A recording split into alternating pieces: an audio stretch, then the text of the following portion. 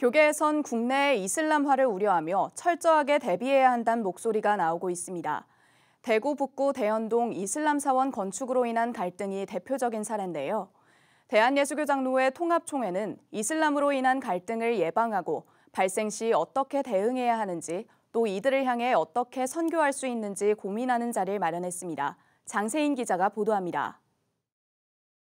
전 세계 인구 중 4분의 1을 차지하는 무슬림. 이슬람은 교리에 따라 인구 증가 속도가 타의 추종을 불허합니다. 한국도 무슬림 인구가 점점 늘어나고 있습니다. 이슬람교의 영향이 미미한 한국을 포교의 대상지로 삼았기 때문이라는 분석이 나옵니다. 대구 북구 대연동의 한 주택 밀집 지역에서는 이슬람 사원 건립을 둘러싼 마찰이 빚어져 장기간 주민과 건축주 간의 대치 상황이 지속되고 있습니다. 대한예수교장로회 통합총회는 한국의 이슬람화에 대한 대책 마련을 위해 24일 이슬람 선교 대책 세미나를 열었습니다. 주최 측은 국내 다문화 현상이 급속화되면서 무슬림들의 숫자가 계속 증가하고 있다며 이슬람교에 대한 이해와 함께 이슬람화에 대한 대비를 철저히 해야 한다고 세미나 개최 취지를 밝혔습니다. 이슬람 문화권인 이란에서 20년간 선교한 통합총회 이슬람대책위원회 전문위원 이만성 목사는 이슬람의 교리를 언급하며 무슬림이 타문화와 공존하는 것은 불가능하다고 강조했습니다.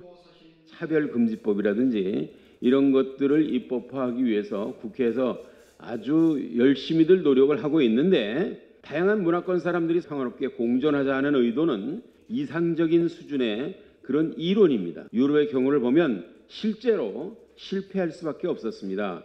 무슬림이 아니라면 절대로 사랑하지 말고 철저하게 증오해야 된다.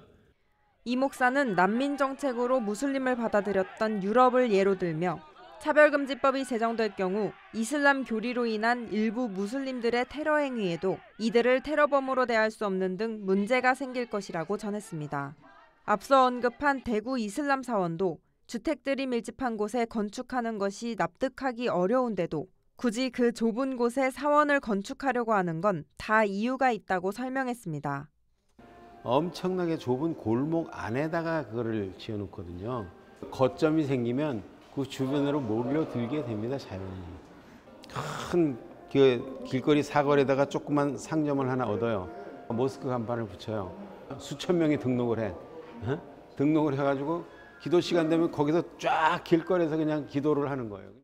이 목사는 한국의 무슬림 인구는 아직 0.25%지만 2에서 3%만 돼도 유럽과 비슷한 현상에 처할 것이라며 한국 교회와 정부가 지혜롭게 대처해 예상 가능한 피해를 최대한 피할 수 있어야 한다고 말했습니다. 구티비 뉴스 장세인입니다.